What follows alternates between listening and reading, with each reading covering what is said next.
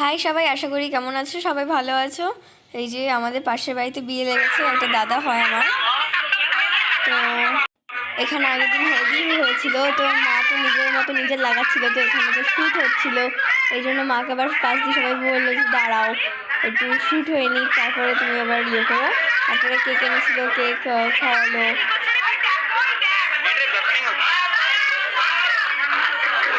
তারপরে দাদাটার বন্ধুরা অনেক নাচ গান করেছিল।